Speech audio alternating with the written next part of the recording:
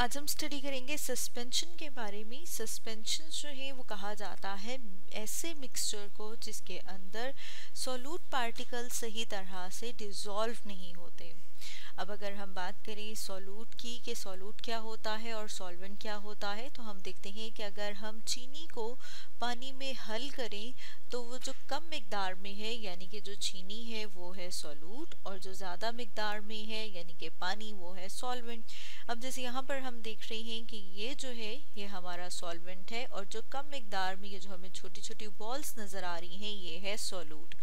और सॉल्यूट जो हम देख रहे हैं कि इसमें सही तरह से हल नहीं हुआ यानी कि जब हम चीनी को मिक्स करते हैं तो फिर हम देखते हैं कि पानी हमें बिल्कुल क्लियर नज़र आता है। जैसे यहाँ पर हम अपने सामने डायग्राम में देख रहे हैं कि वो पूरे की पूरी चीनी हल हो जाती है, हमें नज़र नहीं आती। लेकिन जब हम सस्पेंशन की बात करते हैं तो हम देखते हैं कि वो उसके अंदर सही तरह से हल नहीं होता यानी कि डिसॉल्व नहीं होता,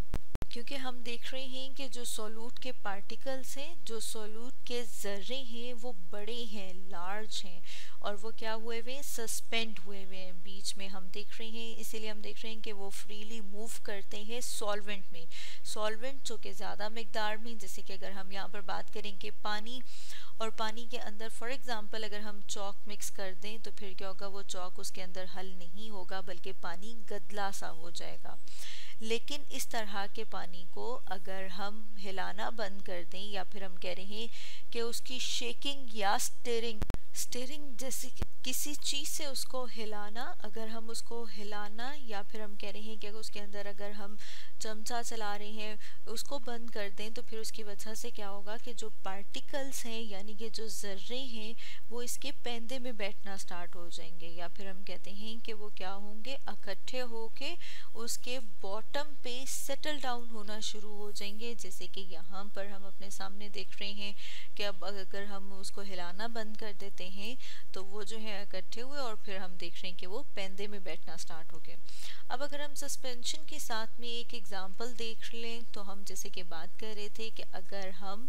पानी के अंदर चॉक को मिक्स कर दें तो फिर क्या होगा, पानी जो है वो हमें गदला गदला सा या फिर हम कह रहे हैं कि इस तरह वाइट से कलर का नजर आएगा। लेकिन जब हम इसको हिलाना बंद कर देंगे तो फिर उसकी वजह से क्या होगा, हमने बात की थी कि जो सस्पेंडेड पार्टिकल्स हैं यानी कि जो चॉक इसके अंदर सस्पेंड हुआ है वो इसके पेंदे में बैठना स्टार्ट हो जाएगा।